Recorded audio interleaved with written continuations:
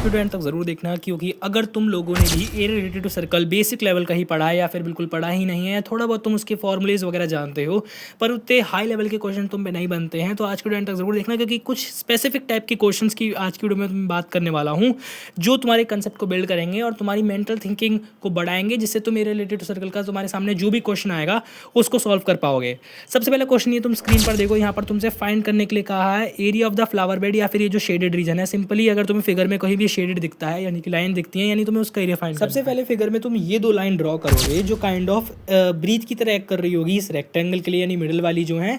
अब यहाँ पर तुम ये देखो, सबसे पहली बात तो ये जो तुम्हें 10 सेंटीमीटर दे रखी है ये इस रेक्टेंगल की ब्रीथ होगी, पर ऊपर जो 38 सेंटीमीटर दे रखा है ना, ये लेंथ नहीं होगी रेक्टेंगल की, क्योंकि इसमें वो लेंथ भी इंक्लूड हो रही है जो उस कर्व के आगे भी है, यानी इस पूरी फिगर की लेंथ थी वो। ठीक है, तो इसमें तुम्हें रेक्टेंगल की लेंथ कैसे निकालनी है। अब यहाँ पर तुम देखोगे तो दो छोटे छोटे सेमी सर्कल बन रहे हैं, और हमें पता है कि सेमी सर्कल में जो है रेडियस होता है वो हाइट के बराबर ही होता है, यानी कि यहाँ पर तुम देखोगे तो ये जो दो डिस्टेंस है ना ये रेडियसेस हैं, मतलब ये दो सेमी सर्कल है, मिला लोगे तो एक सर्कल बन जाएगा, यानी कि डायमीटर यानी डिस्टेंस को अगर तुम माइनस कर दोगे 38 सेंटीमीटर में तो तुम्हारे पास रेक्टेंगल की लेंथ निकल आएगी। पर तुम फाइंड कैसे करोगे, तो देखो इस ये जो 10 सेंटीमीटर है ये इस सर्कल का या फिर सेमी सर्कल का ऑब्वियसली डायमीटर है, यानी कि जब इसका हाफ करोगे रेडियस हो जाएगा 5 सेंटीमीटर, यानी कि रेडियस को जब तुम दो बार प्लस करोगे यानी कि 10 सेंटीमीटर यानी डायमीटर ही, अगर वो 38 में से तुम माइनस करोगे तो तुम्हारे पास रेक्टेंगल की लेंथ। अब यहाँ पर एरिया ऑफ शेडेड रीजन हो जाएगा area of rectangle plus area of two semi circle, जिसमें सेमी सर्कल का रेडियस हमारे पास 5 सेंटीमीटर होगा और रेक्टेंगल की लेंथ होगी 28 सेंटीमीटर, क्योंकि 38 में से हमने 10 को माइनस करा है, और ब्रीथ 10 सेंटीमीटर होगी क्योंकि पैरेलल लाइंस है।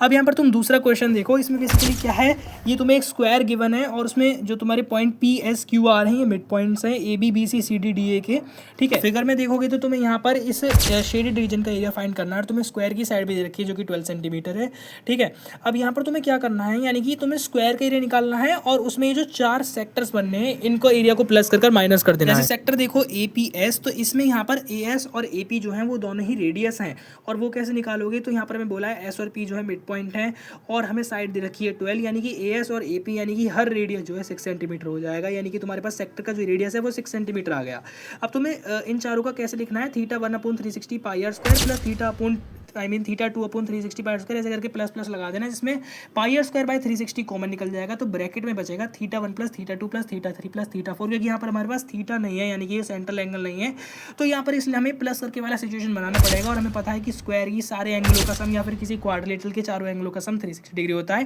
तो यहाँ पर वो 360 डिग्री आ जाएगा और वो कट जाएगा, फिर यहाँ पर हमें नॉर्मल यानी पाई आर स्क्वायर का फॉर्मूला लगाना है। ये वाले क्वेश्चन बहुत आते हैं जिसमें हमें थीटा नहीं गिवन होता है, हमें इस तरीके का प्लस करके सीन होता है, ऐसे ट्राइंगल में भी होता है जैसे तुम फिगर में देख सकते हो।